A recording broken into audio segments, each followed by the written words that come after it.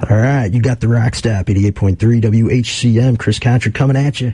And right now I am joined on the phone line by the singer and songwriter of a terrific group that I think one of the more exciting groups going today, LaRissa Vienna and the Strange. This is LaRissa Vienna. How's it going? Good. How are you doing? Pretty good. So, I was just recently turned on to you guys through a message on Twitter that you guys opened up for Corey Feldman recently. And, oh goodness, yeah, we sure did. So I'm glad this person messaged me and said that they'd like to hear you on this show because I've been checking out some of your music and it's really great. And you got a new single coming out this Friday, so I want to get into all that. But first, let's just start at the beginning. How did this band form? What was the circumstances? Well, it wasn't exactly very typical. I've been playing shows since 2008, just as a solo artist, so it was always just under LaRissa Vienna. And I had my guitarist since 2009, and it was really embarrassing. Our shows, we would just play to like a track, and he would play guitar, and it was just very innocent and very amateur. And slowly but surely, we started coming together and finding people. And we got a bassist, we got a drummer, we dropped, the background tracks and started playing with a full band live with these songs I would write. And I had a dream that my violinist joined the band. I knew her because she would come to our shows as a fan. And just under the right circumstances, I had a dream that she joined. I called her that day, like, hey, can you learn my songs in like a month for this show we've got coming up? And she's like, I already know them. Wow. And it came together so nicely. So we've been LaRissa Vienna and the Strange for over 2 years now. Once I found the right group of people, I didn't really have to look very far. It's like everybody just clicked immediately, and it was already there, and it was nice. So we've never had any problems with lineup changes or anything like that. So it's been very consistent and very cool. Cool. You say this, your violinist, she used to go to your shows and was a fan of yours. Did you talk to her beforehand? And like, you said you had a dream that she was in your band. Would you ever discuss this? Yeah. She would just come to our shows. She'd be in the crowd. I would talk to her. I remembered her. She had bright pink hair, and she told me, if you ever need a violinist, music's my passion. That's what she told me, and that really stood out to me because I really enjoy passionate, hardworking people. And she sent me a video of her playing violin, and I always kept her in mind. So, kind of once I had that dream, it was perfect. It was so meant to be. As weird as that is, it's like some weird like hippie stuff I'm talking about right now, but like, yeah, she was like our missing puzzle piece. And what's cool about this album that we're releasing is that she's not holding back at all. I mean, the stuff I used to write for her was like pretty simple, like very, much like a background kind of instrument. But since I figured out that she can play absolutely anything, her parts have become so intense and so intricate, and she's really, really shining on this album. And it's exciting because now the violin is very much a lead of the band, and it's very violin-driven, and I enjoy that a lot. Yeah, I mean, there's not many rock bands that are daring enough to have a violin as the lead or as a key part there, but you guys are doing it. It sounds great. And from what I read on one of your recent Instagram posts about your new single coming out this Friday, your violinist will be singing on this. Yeah, she does have, she has a line to sing on this song. We really tried a lot of different things with this album. At one point on the album, everybody actually sings on this, which we've never had before. I always do my own background vocals. I do all the layers. Like, I've always been the only vocalist on our songs. So it's been nice that everybody's been comfortable enough to either do harmonies or do their own little part here and there. And it's really cool. And she really surprised me because she kind of started singing live recently in the last few shows and just doing harmonies, and I was like, hey, didn't know you could sing.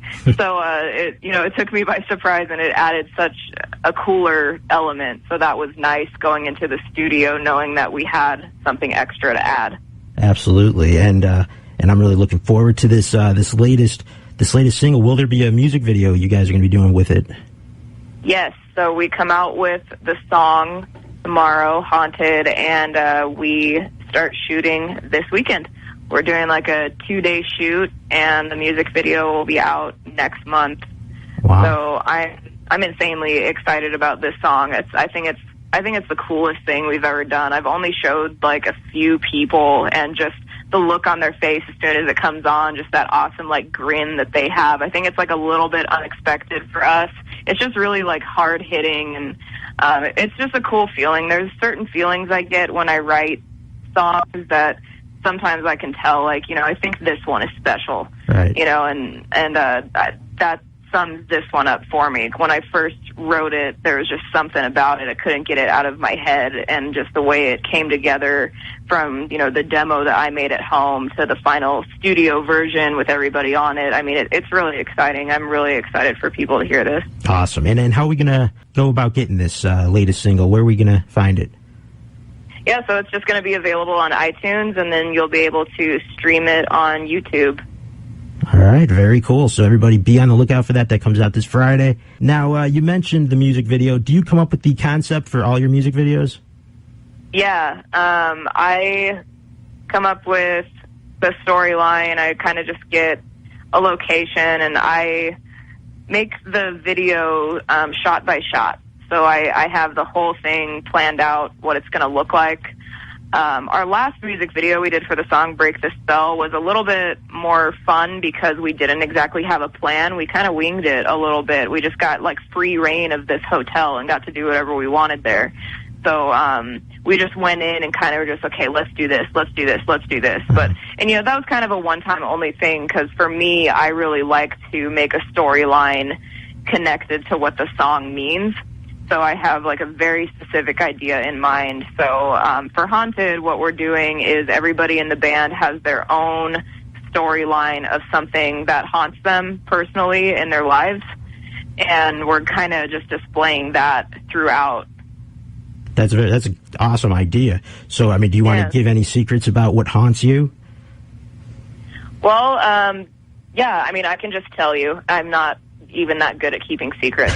So, I mean, you know, everybody has their own specific story. With mine, you know, I am going to have my my mental illness, which, you know, I'm pretty open. I was diagnosed with depression a couple years ago, so I'm going to have my depression personified, like it'll be played by a person who's following me around. And I think the way it turns out will be kind of interesting, the way that I'm going about it. I think it'll definitely get the point across, but I kind of am going about it in, you know, as tasteful and in an artistic way as I can. And I think, you know, lots of people can relate to that sort of feeling, like the monsters in your head and things like that. Yeah, right on. That's a heavy topic to delve into, but that's pretty brave.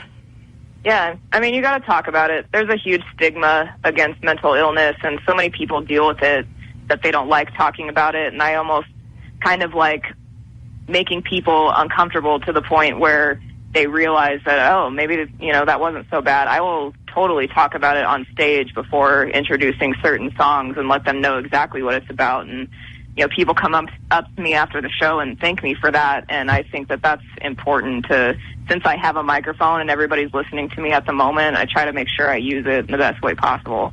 Right on. That's what you got to do. So your band out of Denver, Colorado. So how's the scene? How's the music scene over there? Oh, it's insane. It's saturated. There are so many venues. There's shows every night with every genre you can think of. Everyone and their mother is in a band out here. I mean, it's very saturated. So when we're on tour, it's like a huge culture shock when we go to small towns that only have like maybe 2 venues. Yeah. And I mean, we're lucky that we live in Denver. It's competitive, but it's awesome. People love going to shows, and I wouldn't rather be anywhere else at the moment. I feel really lucky to be here. Nice. Yeah, it's great to have a good scene, because a lot of places are not fortunate enough to have a good scene like that.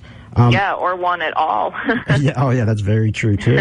How would you describe your music? I mean, would you consider yourself or your band a rock band, or is it? Oh, yeah. Yeah. I mean, that's just a good term to say. We're just a rock band. People always want to ask, like, well, what kind of rock? But I don't really have a good answer for that. There's not really a specific thing that I'm going for. I just write songs, and that's how they turn out. So I think that's just a really good umbrella term. It's just they were like a violin-driven rock band. I read a quote of yours where you said you are always figuring out all kinds of neat things about your voice. Care to delve into that a little more? Yeah, I think for the first couple of releases that we did, our first 2 EPs, I'm really proud of them. Of course, I'm proud of everything that I've put out so far. I was doing my best at the time, but with this last album, I think I've been recording for so long that I figured out what I like and what I don't like, and I pushed myself a lot with my voice for this album, just exploring different parts of it. Like every kind of part of my voice that there is, I think I've displayed it on this entire album. And that was really exciting for me. I want to be really good at what I do. So it took a lot of practice, and it took a lot of courage to kind of go in there and push myself that much. And I think people will be pleasantly surprised by this album. And that's kind of what I'm looking for. It's always the goal to get better and better each time. And I got to say, your voice is very powerful, coming out of sort of a smaller frame, as you write on your Twitter, a tiny human. But you got a powerful voice behind it. Thank you. Yeah, I appreciate that. Yeah, absolutely. So let me ask you this. There's sort of a hauntingness about your stage vibe, I guess. Are you influenced by horror movies, things like that? I wouldn't necessarily say so. It's not that I'm not. I guess, just who I am as a person, I guess, a lot of my music is a little bit haunting or more sad, just because I write the most when I'm sad or angry. And so, when I'm on stage and I perform, I really go all out and, get really into our performances, just because I can really feel that subject matter of what I'm singing about. And it's not even something I think about. It just happens. And it's very odd because, in person, everyday life, I'm not shy, but I'm definitely very monotone and chill. I'm not ever the loudest person in the room or anything like that. But, once I step on stage and start performing, there's this crazy switch that goes off in my brain where I'm just going insane up there. And I don't really have to think about anything while I'm up there. And that's just kind of the product of what comes out. And that's nice. It's nice not to overthink anything for once. That's kind of just my release is performing. Just get up on the stage and feel it, and you really come to life up there. So I've seen some footage. It's very, very entertaining to watch. Do you guys have anything on tap for upcoming shows? Or yeah, we're out here in Denver. We're going to headline the Marquee Theater on September 15th. That'll be our album release show, and we're playing in Yoder, Colorado. It's like a town a little bit east of Colorado Springs. We're playing a huge music festival on August 31st called the Monsters of Madness. So that'll be actually our first festival. So that's going to be a whole new experience for us, and I'm really ready for that. Awesome. So catch them if you're out that way. You're not going to want to miss them. And you've toured with some pretty cool acts. I mean, One Eyed Doll comes to mind. What do you think? You think you'll inspire some more girls to get up there? And I hope so. And I really, more than anything, I hope that the term female-fronted band dies out someday, just because I feel like there's so many of us. It's not really this novelty thing anymore.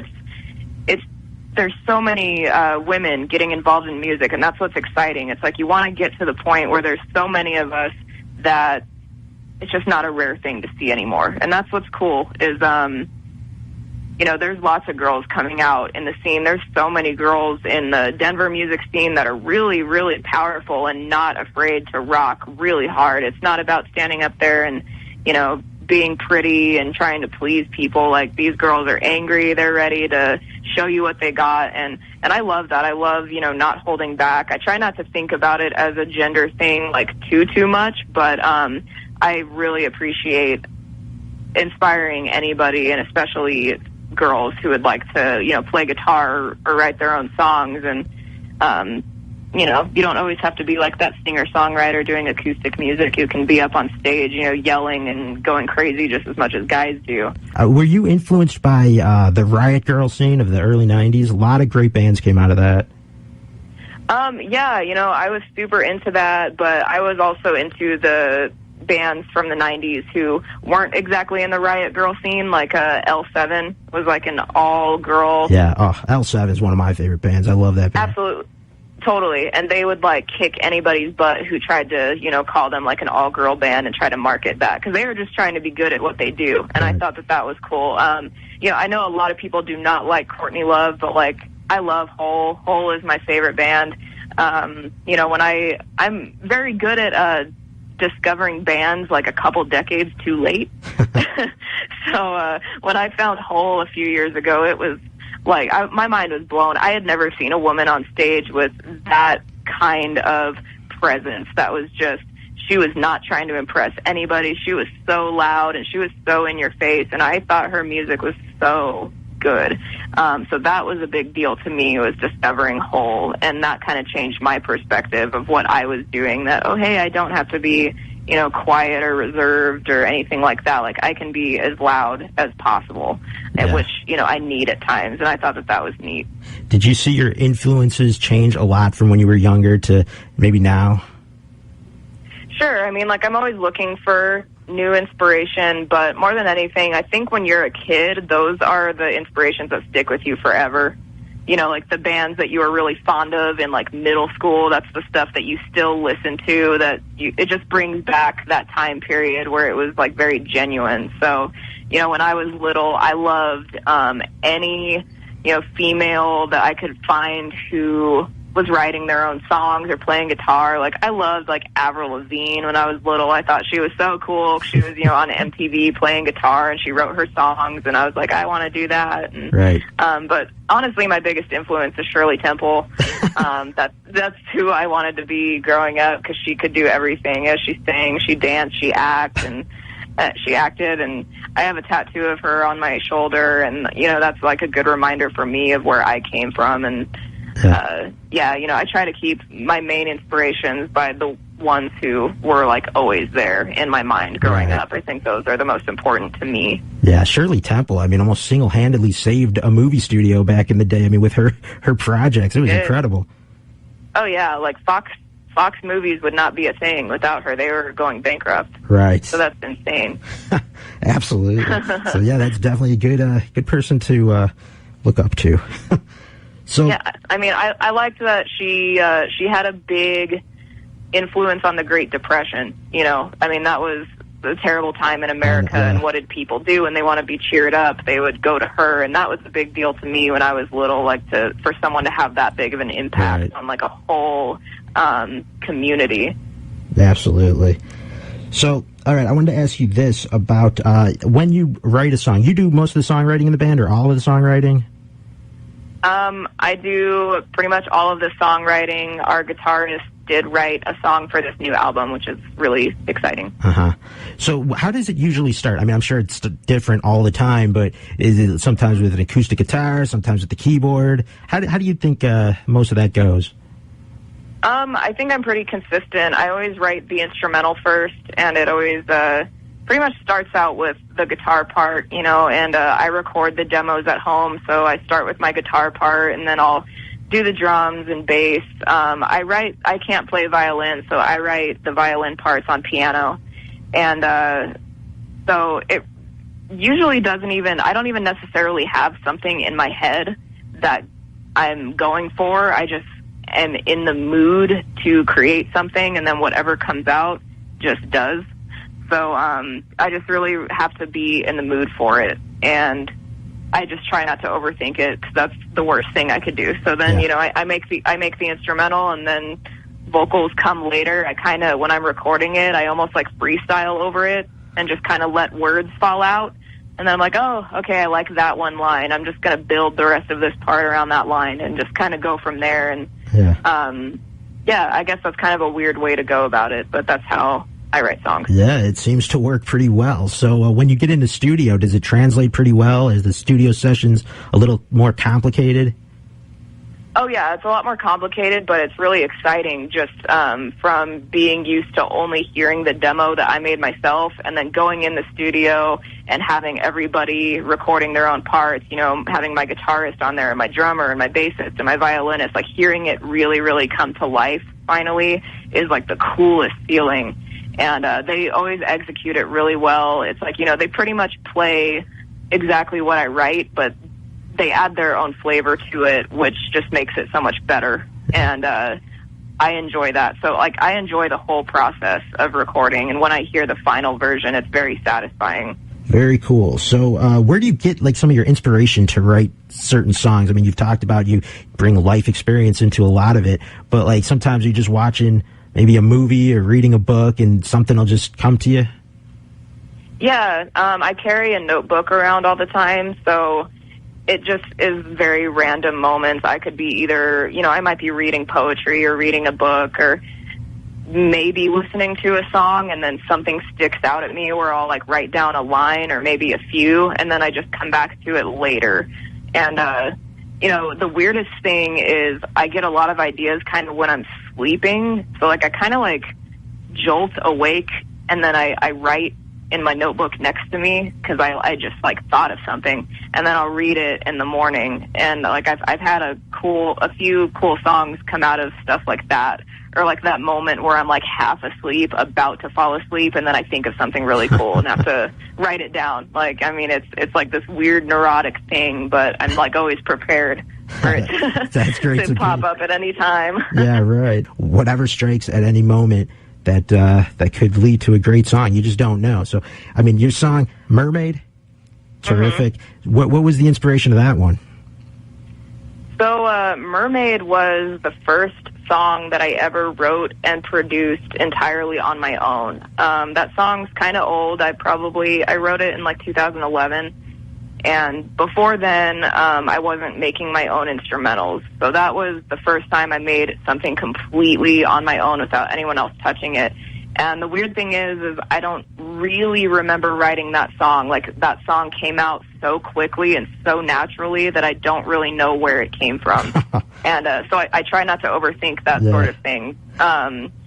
So, you know, for me, mermaids are in Greek mythology, you know, they're like a siren. Like they literally lure men to their death by, you know, like flirting with them.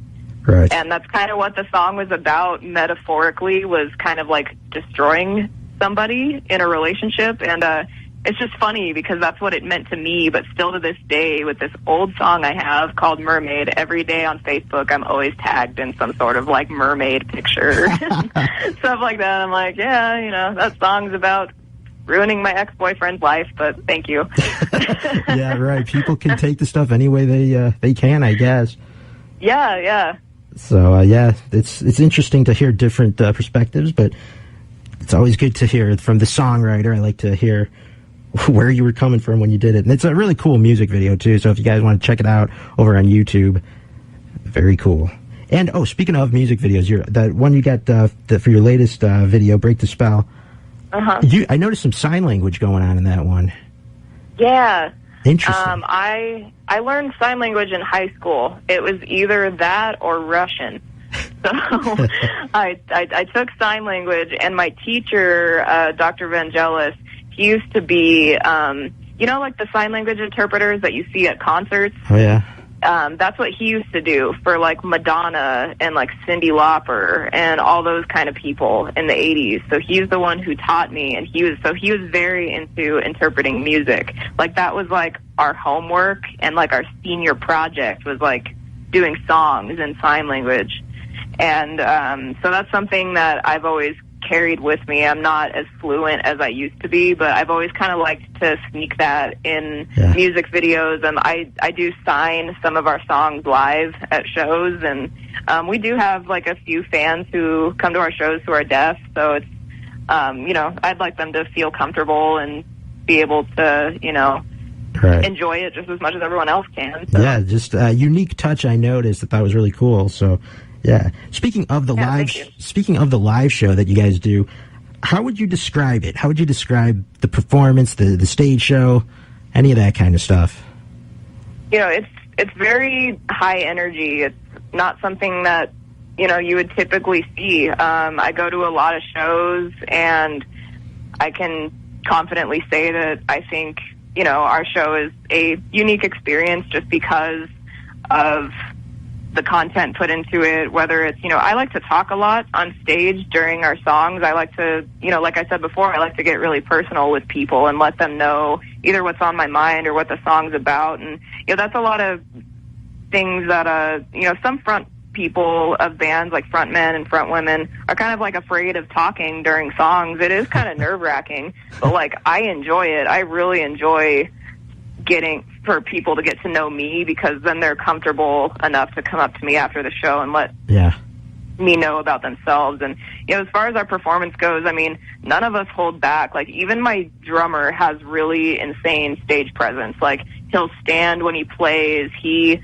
plays with his whole body to where it's just like interesting to watch, which is pretty rare with some drummers. And I mean, I do crazy stuff like somersaults and back bends, and I'm like, I watch videos back sometimes like I am possessed or something. But I mean, it's just one of those things where, whether you like the music or not, I'm at least pretty confident that when people come to our shows, they'll have a good time, just because it is like it's entertaining at the least. Oh yeah, absolutely.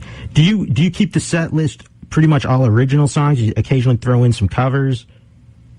We never do covers. Really? So we have, we just play all originals. We probably should have some covers up our sleeves. I know people enjoy that sort of thing, but I mean, it's just not something I think about. Yeah, right. You guys been through Chicago at all? No, weirdly enough, we haven't. Oh, okay. Well, when you do, I'll definitely be on the lookout for you guys. I know a lot of your fans will love it as well. So. Oh yeah. So would we. Yeah. Speaking of life on the road a little bit, do you? I heard you had some trouble with the recent van breaking down. I mean, there's a lot of goes into touring that people may not understand. Oh yeah. Yeah. So. Yeah, I mean, touring is so much fun, but it's hard. I mean, you're not guaranteed a shower. It's hard to eat right. You're kind of living off of gas station food, which is not something I ever do when I'm at home. And sometimes you gotta shave your legs in a random sink somewhere. But with our van, we broke down the moment we pulled into Portland, Oregon.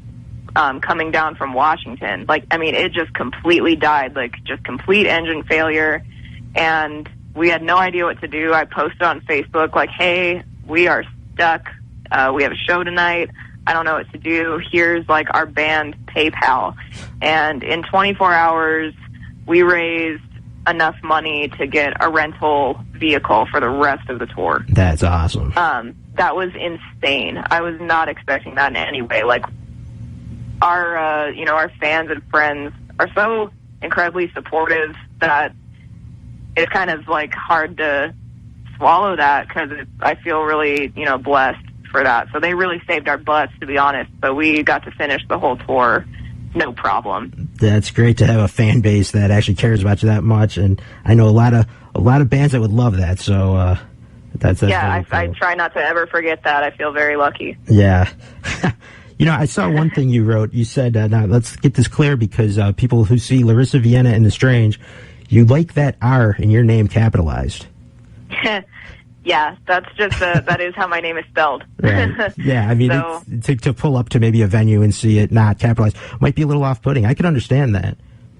Yeah, it's I don't know. I mean, I get my name spelled wrong occasionally. It's not an insanely common name, but it's also not that complicated. So kind of when people just spell it with 2 R's or 1 S, or put Vienna instead of Vienna, yeah. All right, you're a concert promoter. You can double check your spelling. So yeah, right. So yeah, if you're looking up LaRissa Vienna in The Strange, look for that capital R in there. And speaking of the band name, any story behind that?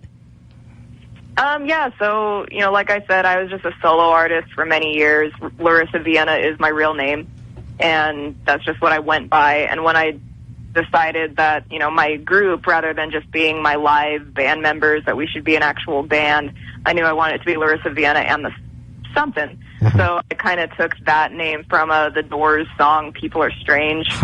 And that was the first thing I thought of. I texted everybody, "How about LaRissa Vienna and the Strange?" And they're like, "Cool." I mean, it was that simple. Yeah, so. Yeah, it's got a great ring to it. So, thanks. So before I let you go here, let me just ask you quickly about promotion and things like that. This day and age, 2017 now, it seems like YouTube subscribers and views are a huge deal. Twitter followers, all this stuff. And, I'm in an industry where it's kind of similar, where it's like if you don't have so many views or downloads or things, you might not get paid attention to. So I see it as a double-edged sword where it's like, I've always been under the impression quality over quantity. And it's hard, though, this day and age. Yeah. It's hard to stand out. Yeah, I mean, especially when, you're getting buried behind, somebody's numbers that are so huge, Oh, yeah. And it's like, everybody has like 15 minutes of fame at best. But, maybe my advice to anybody who's like doing music or any sort of thing that they need to promote is, don't forget to promote in person, too. Right. I mean, word of mouth and flyers and meeting people face to face still goes a very long way. As well as being hand in hand with social media, but you really can't have one without the other. Right. So on kind of a similar note, let me ask about photo shoots, things like that. I noticed one you did with your violinist. Her name is Vanity, right? Vanity, yep. Yeah. So she did a great photo shoot. Now, there's a line between promoting the band as well as, being, back to females in rock, sex appeal, things like that. I mean, I'm sure you get talked to about this quite often. Yeah, and her and I are very different. I mean, she's pretty comfortable with expressing her sexuality, and I think that's great because that's who she is as a person. And I enjoy so many female artists who have very sexually charged stage performances, and their music, like Madonna and Lady Gaga and everybody like that. For me personally, I'm not comfortable expressing that side of myself because that's just not who I am as a person. So, that's not what my music's about. That's not what I'm about. So I'm a little bit more on the modest side, but I don't think, one is better than the other. I don't think modesty is better than being revealing and vice versa. It's just, right. It just kind of depends on who you are. And as long as you're staying true to yourself, right, who you are, then I think that that's the most important. With Vanity, that's who she is. With me, this is who I am. And that's just how it comes out. And I think that that's important.